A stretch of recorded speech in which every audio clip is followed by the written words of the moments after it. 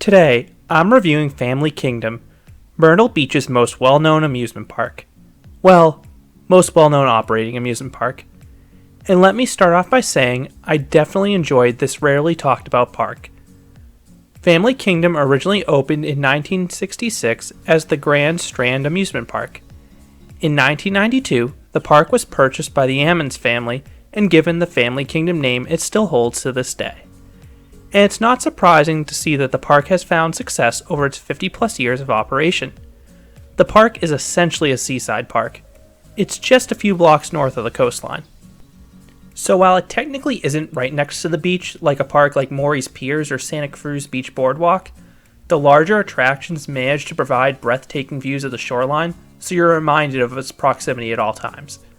And the park as a whole really has a similar feel to those aforementioned boardwalk parks in terms of the atmosphere and how it operates. In terms of getting to the park, you have a few options. If you already parked at the beach for the day, you may very well be within walking distance of Family Kingdom. If you're driving to Family Kingdom, you have a few parking choices. If your visit is short, I strongly recommend the metered street parking. If you're staying for an extended period of time, I recommend parking in the official Family Kingdom parking lot, which is off of Ocean Avenue. It costs $7 in the day I visited. There are some unaffiliated lots around the park's border that seem to charge a bit more, and the attendants will aggressively call for cars as you drive past them, so just be cognizant of which lot you turn into. Like most seaside parks, Family Kingdom has free admission. Once inside, you have the option to just walk around, pay per ride, or purchase a wristband. And I strongly recommend the latter since it's $30 and you are more than likely going to want to ride Swamp Fox a lot. The park also allows you to add on a second day to your wristband for just $15, which is an amazing deal. Family Kingdom has much different hours than your traditional amusement park. Knowing most people will want to spend the day at the beach, Family Kingdom often doesn't open until the evening. On the days I visited, Family Kingdom operated from 6 p.m. to 11 p.m. And I had no issue with that because the park's rides had great lighting packages, and it allowed me to avoid visiting the park in the heat of day. Like most seaside parks, Family Kingdom is small and compact. The park occupies a grand total of 13 acres, and a good chunk of that land is occupied by Swamp Fox, their star wooden roller coaster, and a stream that runs through the center of the park. This stream ultimately divides the park into two sections.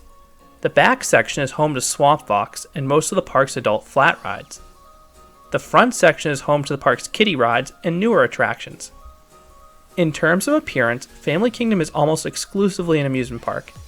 And that's not too surprising since most seaside parks focus on using what little space they have available on rides. The park doesn't really have any theming outside of the Great Pistolero Roundup, but more on that later. As a whole, the park felt like a step above a carnival. Every ride seemed to have a fresh coat of paint, and the stream in the center of the park really helped give it a different aesthetic than the other boardwalk parks I'm used to visiting. It also helped that the park had a great staff. Almost every employee I interacted with was extremely personable and outgoing. That was especially true for the staff operating the Swamp Fox roller coaster and the Pistolero Roundup. Not only were they very friendly, but they were also efficient. And that's especially true because I visited after the pandemic lockdown and they had to undertake additional cleaning steps in between ride cycles. This efficiency helped keep lines down even on a busy Myrtle Beach weekend. The longest wait I encountered was about 20 or so minutes for Swamp Fox, and keep in mind this was with the ride only running every other row. Most of the other attractions were walk-ons. Now let's talk about the rides. The star is undoubtedly Swamp Fox, the classic John Allen wooden coaster that opened with the park. I posted a separate review on this wooden coaster, but I'll say it again. This is one of the most underrated wooden coasters out there. Thanks to the buzz bars and track profiling, Swamp Fox delivers some incredible ejector airtime that few coasters can match. This coaster narrowly missed my wood coaster top 10 list, it's that good. The park's other adult coaster is the Twist and Shout, one of the rare Zamperla wild mice.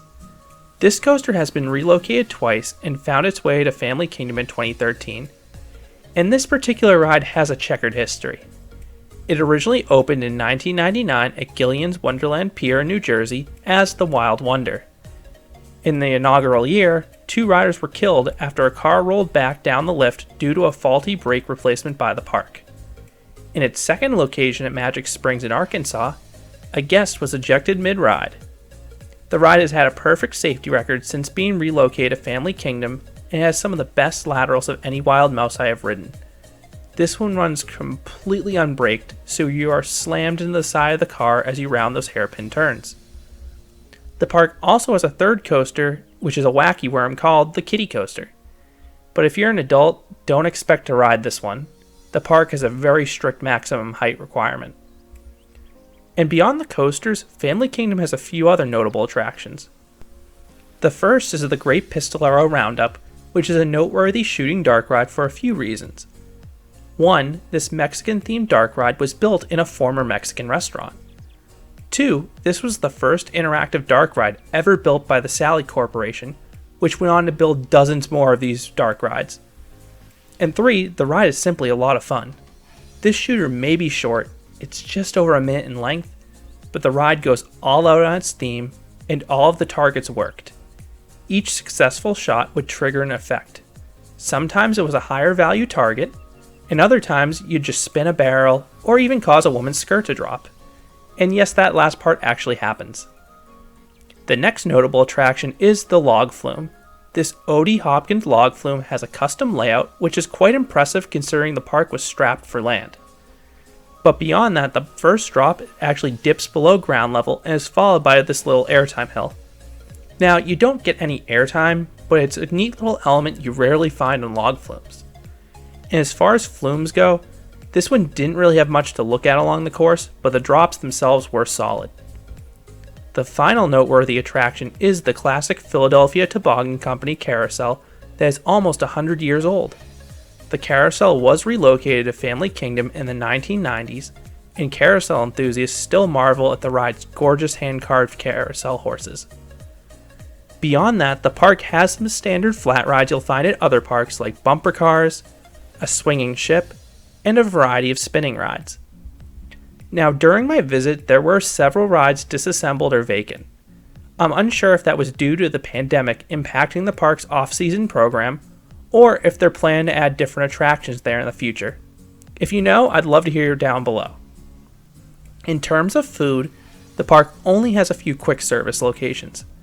The side with Swamp Fox has more permanent buildings serving food, while the opposite side of the park has trailers similar to what you'd find at a carnival. I did try a slice of pizza during my visit and it was fine, just nothing special. I also want to talk about the park's facilities in general. Most of the park space is dedicated to rides, but the park does also have a sizable arcade inside the castle. However, it was closed during my visit. For restrooms, the park really doesn't have many. The only one I noticed was underneath Swamp Fox's final turn. But when reviewing the map, there does appear to have been a second one over by the kiddie coaster I must have missed. Last but not least, the park does not have a gift shop, so fans of amusement park merchandise such as myself are a bit out of luck there. And since I visited in 2020 after the lockdown, I do want to touch on the precautions the park is taking to fight the virus. The park has added social distancing markers in the queue lines, and almost every employee I saw was wearing a mask. Most guests chose not to wear a mask even though the park recommends you wearing one, but if guests saw me wearing a mask, they were respectful enough to maintain their distance. And as mentioned earlier, rides with long vehicles were seating guests in every other row, and the vehicles were being sanitized after each cycle. Swamp Fox's attendants had a power washer to clean the train, while the other attractions had just towels and spray bottles for the employees. So do I recommend that you visit Family Kingdom? If you're in Myrtle Beach, absolutely. Swamp Fox is an incredible wooden coaster, and this park has that classic boardwalk feel to it. But is it worth visiting Myrtle Beach for this park?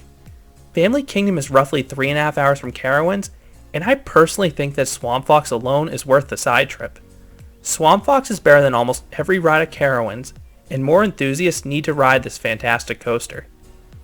But Myrtle Beach is so much more than just this park. So when you take that into consideration, I think it's a no-brainer that enthusiasts should look into tacking on Family Kingdom and a Myrtle Beach side trip when they visit Carowinds. So what are your thoughts on Family Kingdom? Are you a fan of this seaside park? Or is it one that you hope to visit someday? Thank you for listening, and subscribe for more amusement park reviews here at Canopy Coaster.